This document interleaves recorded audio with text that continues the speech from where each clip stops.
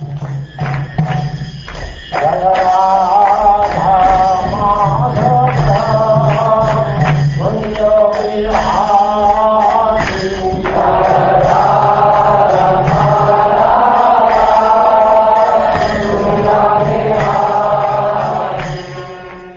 now chapter 10, the battle between the demigods and the demons.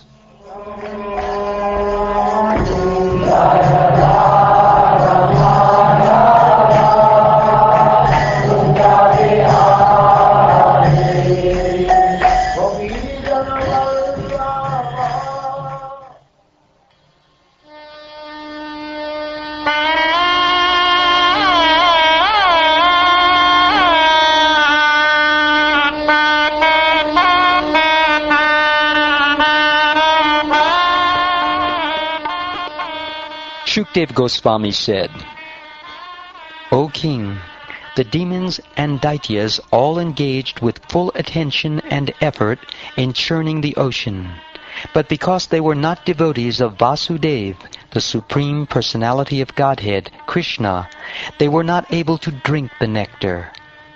O king, after the Supreme Personality of Godhead had brought to completion the affairs of churning the ocean and feeding the nectar to the demigods, who are his dear devotees, he left the presence of them all and was carried by Garuda to his own abode. Seeing the victory of the demigods, the demons became intolerant of their superior opulence. Thus they began to march toward the demigods with raised weapons. Thereafter, being enlivened because of drinking the nectar, the demigods, who are always at the shelter of the lotus feet of Narayan, used their various weapons to counterattack the demons in a fighting spirit. O king, a fierce battle on the beach of the ocean of milk ensued between the demigods and the demons. The fighting was so terrible that simply hearing about it would make the hair on one's body stand on end.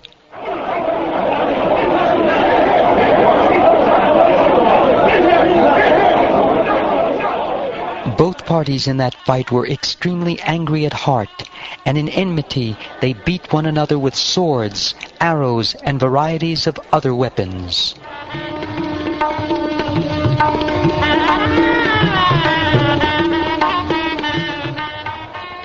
The sounds of the conch shells, bugles, drums, veeries, and damaries, or kettle drums, as well as the sounds made by the elephants, horses, and soldiers, who were both on chariots and on foot, were tumultuous.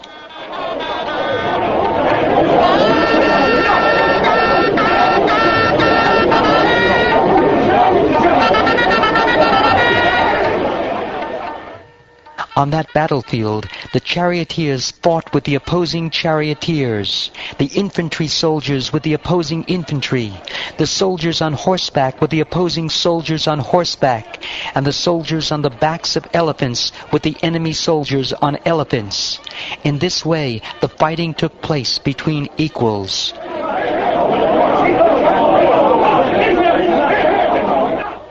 Some soldiers fought on the backs of camels, some on the backs of elephants, some on asses, some on white-faced and red-faced monkeys, some on tigers, and some on lions.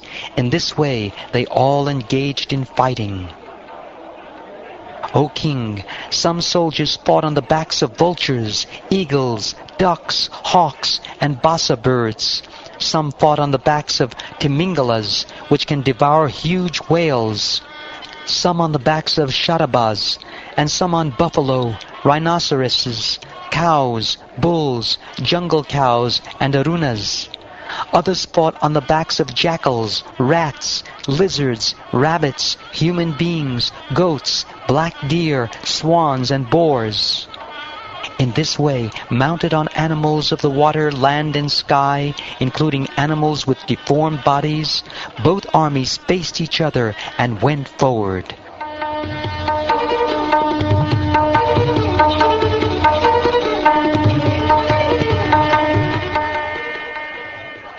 O king, O descendant of Maharaj Pandu, the soldiers of both the demigods and the demons were decorated by canopies, colorful flags, and umbrellas with handles made of valuable jewels and pearls. They were further decorated by fans made of peacock feathers and by other fans also. The soldiers, their upper and lower garments waving in the breeze, naturally looked very beautiful, and in the light of the glittering sunshine, their shields, ornaments, and sharp, clean weapons appeared dazzling. Thus the ranks of soldiers seemed like two oceans with bands of aquatics. For that battle, the most celebrated commander-in-chief, Maharaj Bali, son of Virochana, was seated on a wonderful airplane named Vyhayasa. O king, this beautifully decorated airplane had been manufactured by the demon Maya and was equipped with weapons for all types of combat. It was inconceivable and indescribable. Indeed, it was sometimes visible and sometimes not. Seated in this airplane under a beautiful protective umbrella, and being fanned by the best of chamaras, Maharaj Bali, surrounded by his captains and commanders, appeared just like the moon rising in the evening, illuminating all directions. Surrounding Maharaj Bali on all sides were the commanders and captains of the demons, sitting on their respective chariots. Among them were the following demons: Namuchi, Shambhara, Bana, Viprachiti, Ayomukha, Vimurda, Kalanaba, Praheti, Heti, Ilvala, Shakuni, Bhuta Santapa, Vajradamshtra, Virochana, Hayagriva, Shankushira, Kapila, Megadundubi, Taraka, Chakradrik, Shumba, Nishumba, Jamba, Utkala, Arishta, Arishtanemi, Triparatapa, Maya, the sons of Puloma, the Kalayas, and Nivatikavacha. All of these demons had been deprived of their share of the nectar, and had shared merely in the labor of churning the ocean. Now they fought against the demigods, and to encourage their armies, they made a tumultuous sound like the roaring of lions, and blew loudly on conch shells. Balabit, or Lord Indra, upon seeing this situation of his ferocious rivals, became extremely angry. Sitting on Iravata, an elephant who can go anywhere, and who holds water and wine in reserve for showering, Lord Indra looked just like the sun rising from Mount Udayagiri, where there are reservoirs of water. Surrounding Lord Indra, king of heaven, were the demigods, seated on various types of vehicles and decorated with flags and weapons. Present among them were Vayu, Agni, Varuna, and other rulers of various planets, along with their associates. The demigods and demons came before each other and reproached one another with words piercing to the heart. Then they drew near and began fighting face to face in pairs. O king, Maharaj Bali fought with Indra, Kartikeya with Taraka, Varuna with Heti, and Mitra with Praheti. Yamaraj fought with Kalanaba, Vishvakarma with Mayadanava, Tvashta with Shambhara, and the sun god with Virochana. The demigod Aparajita fought with Namuchi, and the two Ashvini Kumara brothers fought with Vishaparva. The sun god fought with the 100 sons of Maharaj Bali, headed by Bana, and the moon god fought with Rahu. The demigod controlling air fought with Puloma, and Shumba and Nishumba fought the supremely powerful material energy Durga Devi, who is called Bhadrakali. O Maharaj Parikshit, suppressor of enemies, Lord Shiva fought with Jamba, and Vibhavasu fought with Mahishasura. Ilvala, along with his brother Vatapi, fought the sons of Lord Brahma. Durmarsha fought with Cupid, the demon Utkala with the Matrika demigoddesses, Brihaspati with Shukracharya, and Shanaishchara with Narakasura. The Maruts fought Nivatikavacha. The Vasus fought the Kalakaya demons. The Vishvadeva demigods fought the Poloma demons. And the Rudras fought the Krodavasha demons, who were victims of anger. All of these demigods and demons assembled on the battlefield with a fighting spirit and attacked one another with great strength. All of them desiring victory, they fought in pairs, hitting one another severely with sharpened arrows, swords, and lances.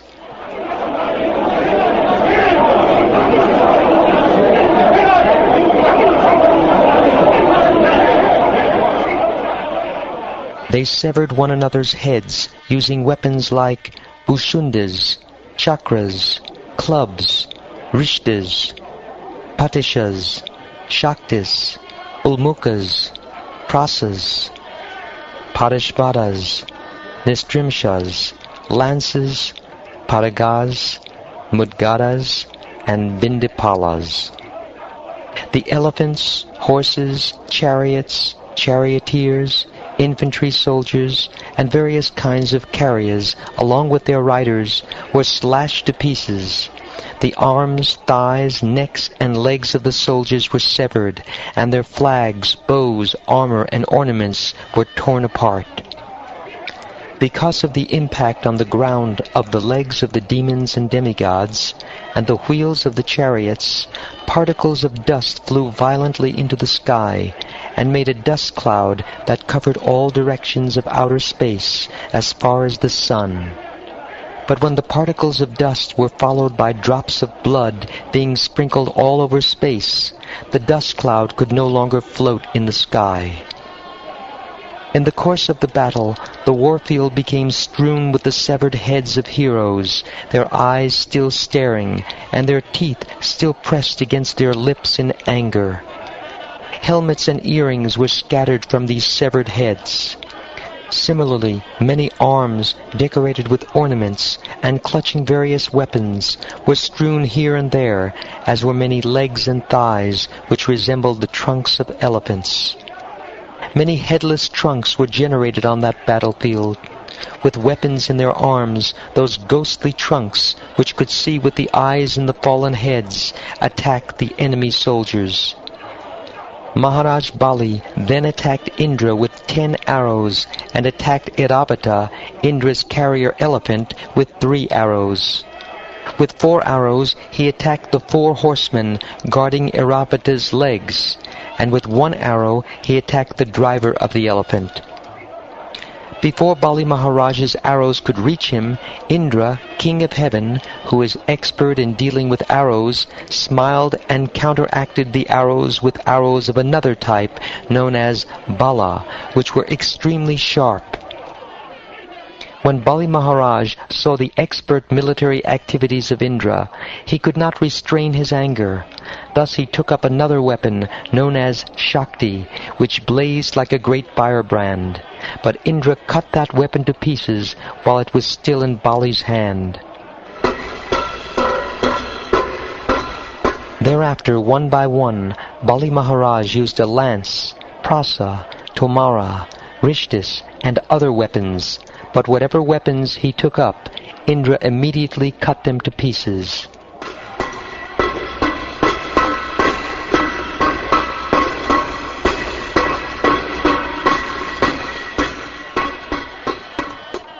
My dear king, Bali Maharaj then disappeared and resorted to demoniac illusions. A giant mountain generated from illusion then appeared above the heads of the demigod soldiers. From that mountain fell trees blazing in a forest fire. Chips of stone with sharp edges like picks also fell and smashed the heads of the demigod soldiers.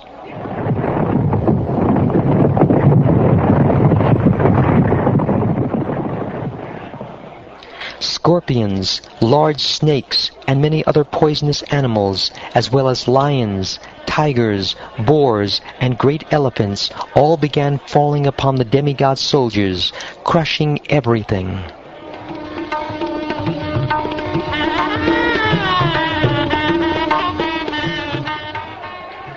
O my king, many hundreds of male and female carnivorous demons, completely naked and carrying tridents in their hands, then appeared, crying the slogans, "Cut them to pieces, pierce them!"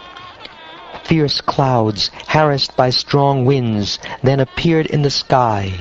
Rumbling very gravely with the sound of thunder, they began to shower live coals.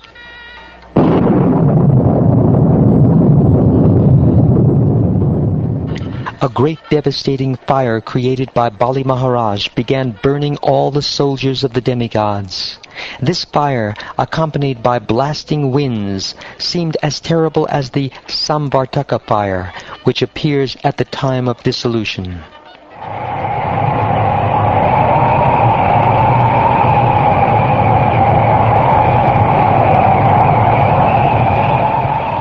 Thereafter, whirlpools and sea waves, agitated by fierce blasts of wind, appeared everywhere before everyone's vision in a furious flood.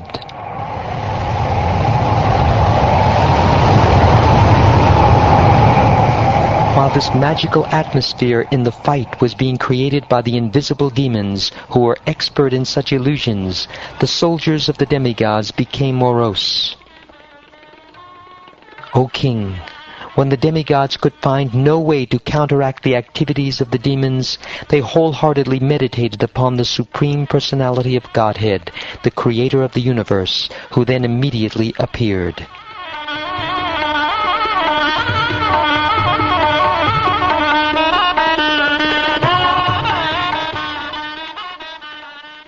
The Supreme Personality of Godhead, whose eyes resemble the petals of a newly blossomed lotus, sat on the back of Garuda, spreading his lotus feet over Garuda's shoulders. Dressed in yellow, decorated by the Kaustubha gem and the goddess of fortune, and wearing an invaluable helmet and earrings, the Supreme Lord, holding various weapons in his 8 hands, became visible to the demigods. As the dangers of a dream cease when the dreamer awakens, the illusions created by the jugglery of the demons were vanquished by the transcendental prowess of the Supreme Personality of Godhead as soon as he entered the battlefield. Indeed, simply by remembrance of the Supreme Personality of Godhead, one becomes free from all dangers. O king, when the demon Kalanemi, who was carried by a lion, saw that the Supreme Personality of Godhead, carried by Garuda, was on the battlefield, the demon immediately took his trident, whirled it, and discharged it at Garuda's head.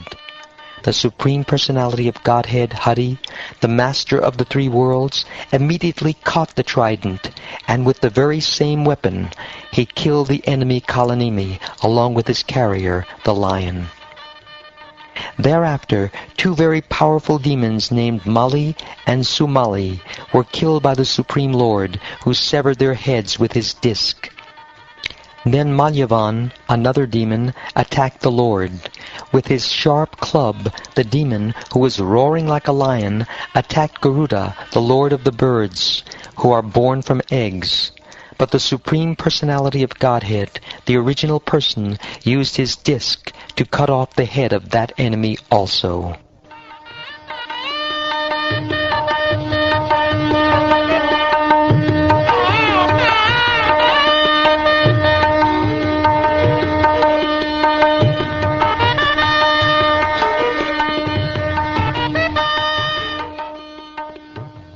Thus ends the 10th chapter of the 8th canto of the Srimad Bhagavatam, entitled The Battle Between the Demigods and the Demons.